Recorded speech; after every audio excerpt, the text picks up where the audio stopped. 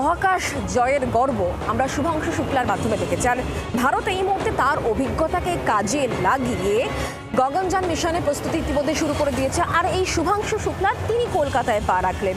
কলকাতায় পা রেখে তিনি কি বার্তা দিচ্ছেন, তার বক্তব্যই বা কি?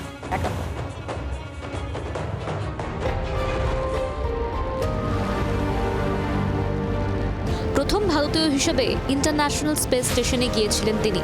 আকাশ ভ্রমণের পর এখন তার ঝুলিতে এক আকাশ অভিজ্ঞতা। মহাকাশবাসীর অভিজ্ঞতা ভাগ করে নিতে শহরে পা পড়ল গ্রুপ ক্যাপ্টেন শুভাংশু শুক্লার। ইন্ডিয়ান সেন্টার ফর স্পেস ফিজিক্সের আমন্ত্রণে কলকাতায় এলেন শুভাংশু। কয়েক বছর আগেও ভারতে অন্তরিক্ষ বা মহাকাশ গবেষণার ক্ষেত্রে একমাত্র রোল মডেল ছিলেন রাকেশ শর্মা। কিন্তু যুগ পাল্টেছে, সময় পাল্টেছে।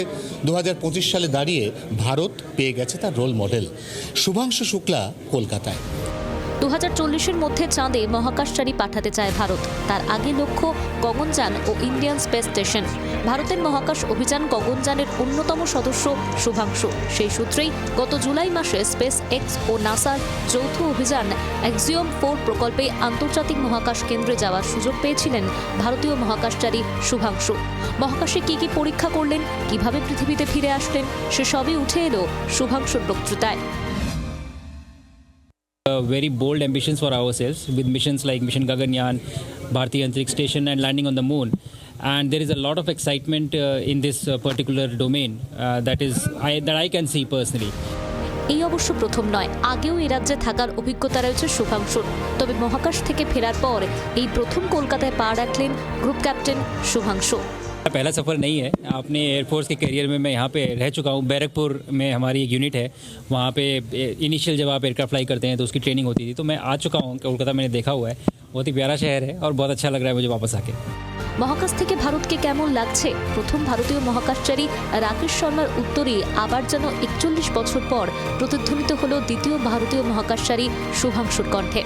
सवाल तो पिछली बार भी पूछा गया था जब हमारे विंग कमांडर राकेश शर्मा गए थे स्पेस में, और मैंने अपनी फेयरवेल स्पीच में भी ये कहा था कि भारत आज भी सारे जहां से अच्छा दिखता है।